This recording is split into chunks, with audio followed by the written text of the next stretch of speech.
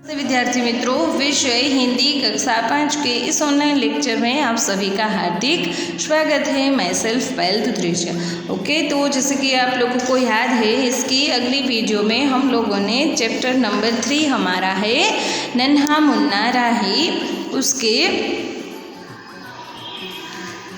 अभ्यास के 1 से 4 तक के प्रश्नों तक हमने पढ़ लिया है। ठीक है, तो आज हम पढ़ेंगे प्रश्न नंबर 2। ठीक है, प्रश्न नंबर 2 क्या है हमारा कि इस गीत में बच्चे द्वारा देश सेवा के लिए कुछ काम करने की भावना व्यक्त हुई है। ठीक है, तो गीत पढ़कर बताओ कि क्या होगा जब, मतलब कि इस कविता में हमने कौन सी चीज़ देखी है कि एक नन्हा सा बालक है, वो देश सेवा के लिए कुछ न कुछ करना चाहता है।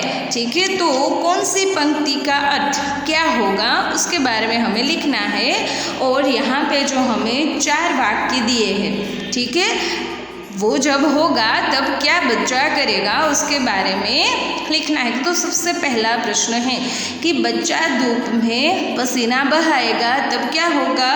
तो प्रश्न का जवाब है कि बच्चा जब धूप में पसीना बहाएगा तब हरे हरे खेत लहराएंगे और फसल अच्छी होगी। ठीक है, तो इस कविता में हमें चीज़ सीखी है कि जो नन्हा सा बालक है वो अपने देश के लिए बहुत सारे कार्य करना चाहता है।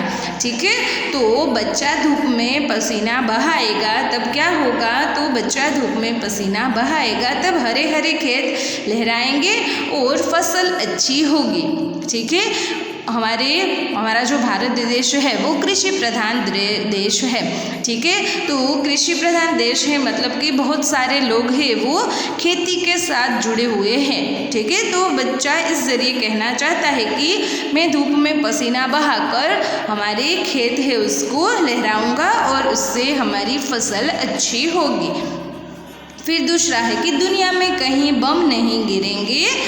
तो उसका मतलब है कि दुनिया में बम नहीं गिरेंगे तब सारे विश्व में शांति होगी। ठीक है, अगर विश्व में कोई लड़ाई ना हो, कोई दुश्मन देश ना रहे तब क्या होगा कि चारों ओर शांति ही शांति होगी। फिर तीसरा है कि बच्चा मंजिल से पहले कहीं दम नहीं लेगा। इस कविता में बच्चे ने बताया कि मंजिल से पहले ने लूँगा कहीं दम। तो बच्चा मंजिल से पहले कहीं दम नहीं लेगा तब वह अवश्य मंजिल तक पहुंच जाएगा। ठीक है, हमने जब कविता पढ़ी थी तब मैंने आप लोगों को बताया था कि हमें कुछ भी चीज़ करने के लिए उसकी मंजिल मतलब कि ध्येय तक पहुंचना आवश्यक होता है। ठीक है, तो बच्चा अगर मंजिल से पहले दम नहीं लेगा तो ज़रूर वह मंजिल तक पहुँच के ही रहेगा।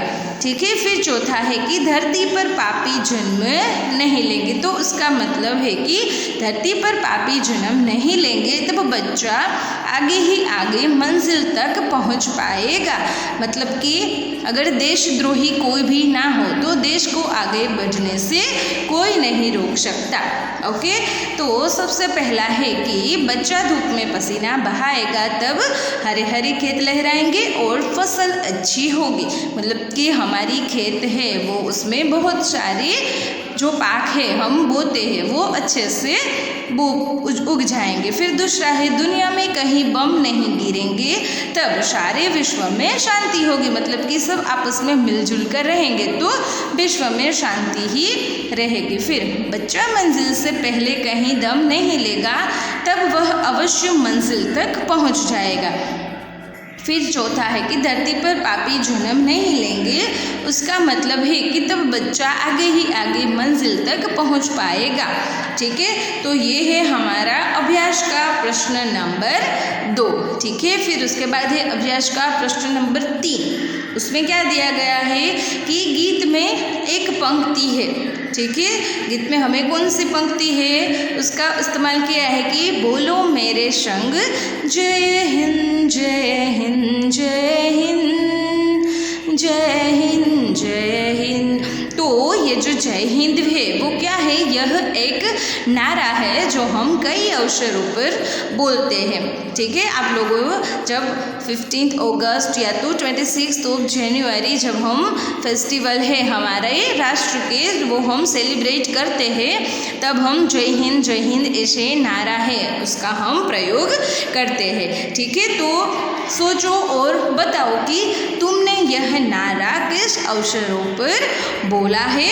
और दूसरा प्रश्न है कि इस नारे के अलावा आप और कौन कौन से नारे बोलते हैं। ठीक है, तो हमने जय हिंद वाला नारा है वो हमने कहाँ कहाँ हम इस्तेमाल करते हैं। तो क्वेश्चन 3 जो है हमारा अभ्यास का उसका पहला प्रश्न है कि मैंने यह नारा 15 अगस्त और 26 जनवरी गांधी जयंती और विशेष प्रार्थना सभा में बोला है। ठीक है, इसे हमारे राष्ट्रीय जो त्यौहार है 15 अगस्त और 26 जनवरी और उसके अलावा गांधी जयंती होगी, कभी विशेष प्रार्थना सभा होगी या तो कोई भी राष्ट्रीय त्यौहार होगा। ठीक है, तब हम जय हिंद जैसे कई नारों का उपयोग करते हैं।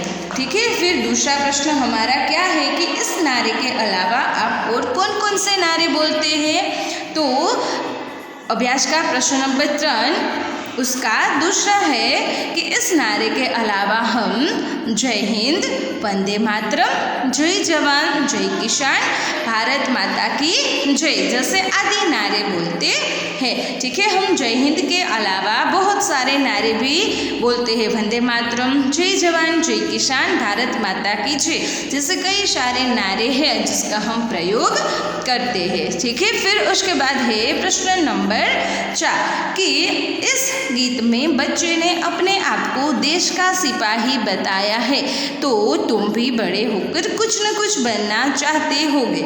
ठीक है, सबकी एक इच्छा होती है कि मैं बड़ा होकर शिक्षक बनूंगा, मैं बड़ा होकर डॉक्टर बनूंगा या बनूंगी, मैं बड़ा होकर सिपाही बनूंगा, देश की रक्षा करूंगा।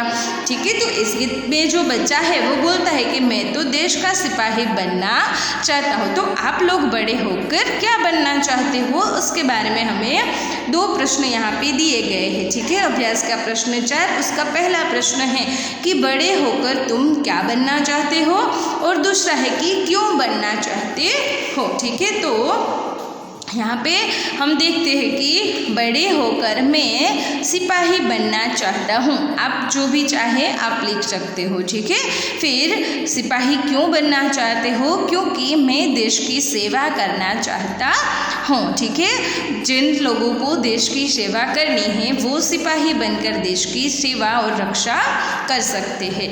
ओके, फिर उसके बाद है स्वाध्याय के प्रश्न। स्वाध्याय में पहला प्रश्न है कि धूप में पसीना बहाने से क्या होगा। तो यहाँ पे हम देखते हैं कि अगर धूप में पसीना बहाने से हरे हरे खेत लहराएंगे और फसल है वो अच्छी होगी। ठीक है, यहाँ पे हम पढ़ रहे हैं हमारा चैप्टर 3 का स्वाध्याय का प्रश्न नंबर 1। ठीक है, तो अगर धूप में पसीना हम बहाते हैं तो उससे हरे हरे खेत लहराएंगे और फसल भी अच्छी होगी। ठीक है, फिर उसके बाद दूसरा प्रश्न है कि दुनिया की आंखों का तारा कौन बनेगा।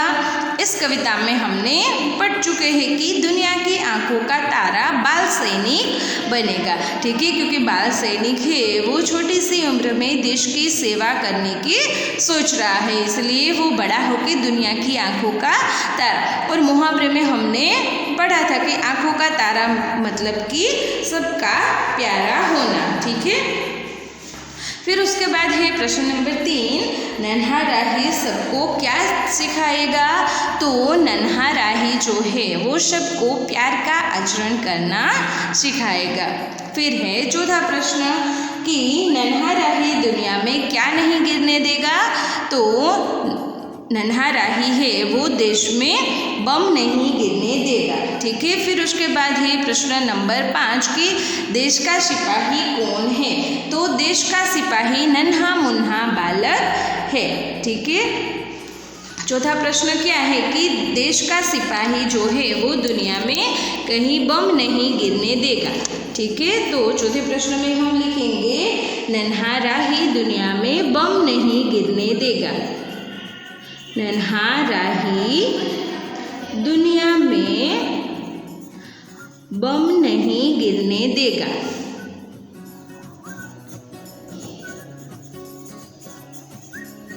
क्योंकि वो देश के प्रति निष्ठा रख के अपना काम करना चाहता है, इसलिए नन्हा राही दुनिया में बम नहीं गिरने देगा। और फिर 5वां प्रश्न है कि देश का सिपाही कौन है? तो देश का सिपाही नन्हा मुन्ना बालक है। फिर उसके बाद है प्रश्न नंबर 6 कि नन्हा राही रास्ते पर कैसे चलेगा? तो नन्हा राही रास्ते पर दाहिने बाएं थम ऐसे बोलता हुआ चलेगा। ठीक है, जब हमने कविता पढ़ी थी, ठीक है, याद है सबको, जब हमने कविता पढ़ी थी तो उसमें कैसे आता था कि नन्हा मुन्ना राही हूँ, देश का सिपाही हूँ, बोलो मेरे संग जय हिंद जय हिंद जय हिंद जय हिंद जय हिंद। रास्ते पे चलूँगा नहीं डर डर के, चाहे मुझे जीना पड़े मर मर के, मंजिल से पहले न लूँगा कहीं दम, आगे ही आगे बढ़ाऊँगा कदम, दाहिने बाएं थम, नन्हा मुन्ना राही हूँ, देश का सिपाही हूँ, बोलो मेरे संग जय हिंद जय हिंद जय हिंद जय हिंद जय हिंद। तो नन्हा जो बालक है वो कैसे चलेगा? दाहिने बाएं थम ऐसे बोलते हुए चलेगा। ठीक है, फिर उसके बाद है स्वाध्याय में प्रश्न नंबर 2। ठीक है, प्रश्न नंबर 2 में क्या दिया गया है कि निम्नलिखित शब्दों का विलोम शब्द ढूंढकर लिखिए। ठीक है, विलोम शब्द का मतलब होता है विरोधी शब्द के जिनका अर्थ है वो एक शब्द से बिल्कुल विरुद्ध हो।